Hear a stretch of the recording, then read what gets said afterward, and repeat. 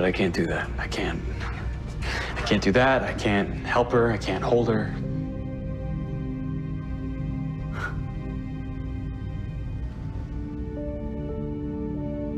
I can't hurt my wife.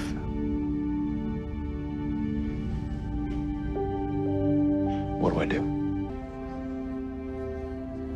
So I guess we can go home now. I guess so.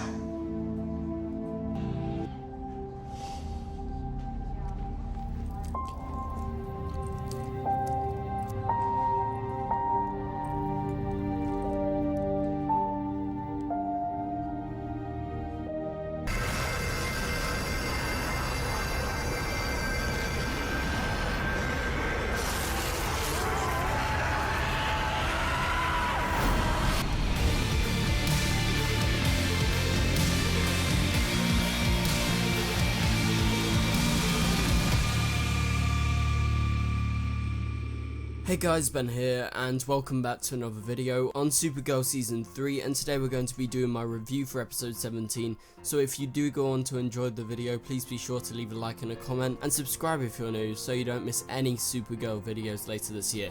So before this video starts, I just wanted to say I'm actually going to a convention in Blackpool this weekend, and it's called The Ultimate. Kyla Lee's going to be there, Floriana Lima's going to be there, Jeremy Jordan's going to be there, there's going to be a whole load of people there, so I'm going to do my best. If I'm allowed, I will record the panels, take photos, so you guys can be caught up on what news they actually spread. And also, if you guys are there, be sure to say hi. I look like this. I'll be around for the 2 days, so Saturday and Sunday, and yeah, so I'll just be strolling around there, and hopefully I can meet some of you guys.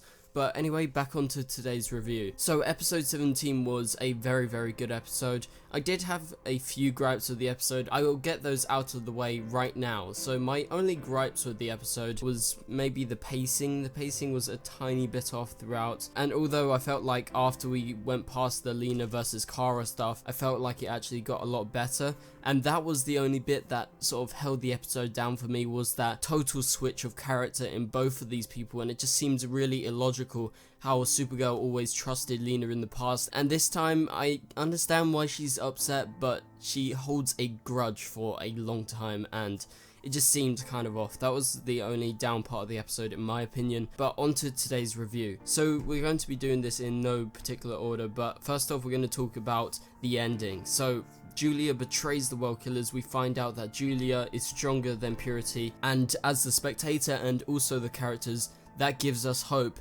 that Rain can actually be saved from Sam. We know they're two different separate entities. I've actually made a video on that, but I'm going to edit it because we've got some new information after this episode, so that'll be released later this week. But Julia dies at the hands of Pestilence, and then as Julia is dying, Julia actually kills Pestilence. So both of the two World Killers are dead, and their powers actually leave them, and that was a really cool scene, how it literally just sucked out of them and went into Rain. So Rain is all the more powerful. She's 3 times more powerful than she was before. She's got the powers of all the World Killers, and I really did like Purity, and I'm happy now that it's just Rain and that we can just face off against this one villain. If she's even more powerful, we're going to have to find a better way to actually defeat Rain, and I think that's where it comes into my separation theory, which we will mention a bit of it in this video, but that will be posting later this week, the separation theory video. But moving on to the next part, so that was a great part of the episode. The big part of the episode apart from that was Mon-El, and although it was kind of subtle, it was a small part of the episode, it was really great. I really enjoyed it. So we got the full experience of Mon-El's emotions that he's actually been holding back for the whole time since he's been here, apart from that one talk he had with Jean. And so again, it's with Jean. Mon-El storms out of the room and he says, "I can't hold her. I can't hurt my wife." And so at the point where he said, "I can't hold her," I was like, oh my god, this guy is actually serious. Because at first I was like, yeah, but you're not going to do anything, and now it seems like these emotions are just truly running through him, and you feel for him, and you feel for his restriction, because his marriage to Imra is for political purposes, and he really does feel for Kara. And so I think these emotions will be played out in the next few episodes. We will get to see some glimpses of him actually showing it out loud. rather than suppressing it. And so later in the episode, Imra and Mon-El actually talk, and after they've defeated the 2 world killers, they've completed their mission, they've defeated Pestilence, everything is saved apparently, and the Legion potentially leaves. And I think they will definitely leave next episode. That's when it is. Sorry for mistaking it for this episode. It was either the end of this episode or next episode was what I was actually told. So it's next episode, and so they're going to be going home, back to the future. And at the end of the episode, we get to see Mon-El gripping onto Kara's necklace, and that was a really emotional scene. I really did like that. He does not want to go. He can't suffer the same thing that he actually suffered last time when he left our present day to go to the future. And so it was just amazing seeing that necklace come back and seeing him actually hold on so tight. He doesn't want to let go. And so moving on from the Mon-El stuff, I wanted to talk about the alternate dimension. And with the information that we've got in this episode, it's led me to the theory that this Kryptonian Valley that Kara actually name drops is actually on Argo City, and it's a real place, and they're just going over there for a brief period of time, but not necessarily on real life Argo City, but it's a manipulation, a alternate version of Argo City, and it's just outside. And so the demons are actually a real thing on Krypton, it turns out. It's not just in the heads. Apparently Kara's seen them before. Most likely it's probably in her dream that she's been experiencing. She's actually been to that same place in her dreams. And so throughout the episode we get the eclipse, and the world killers actually doing their Macbeth witch stuff, literally using dark magic. So it's awesome that they've intertwined magic into the world killers, and that makes it all the more interesting. So I'm really excited for what's to come with Rain, because she's by herself, her maker's still there obviously inside the crystal, and so it's going to be really awesome. And at the end of the episode, it's revealed she's going to be trying to kill Ruby. Moving on to the next part of the episode, Lena has found out a way to create kryptonite. That is really intriguing, and this links back into my theory video on the Rain and Sam separation.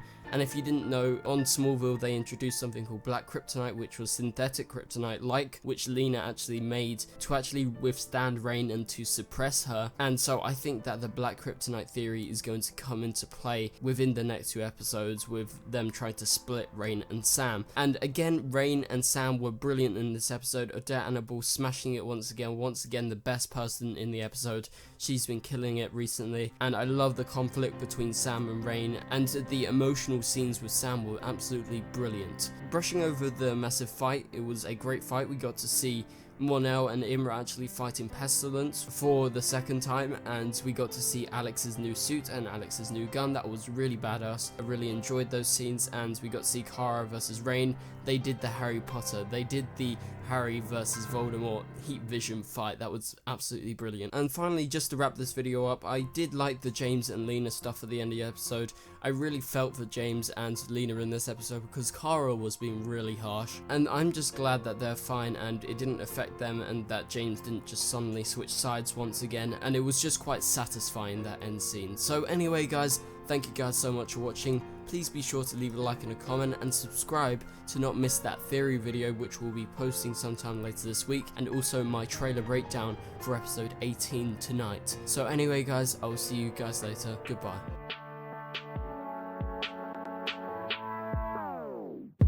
It doesn't make us strong, it doesn't make us weak. Tongue tied to service like Shari.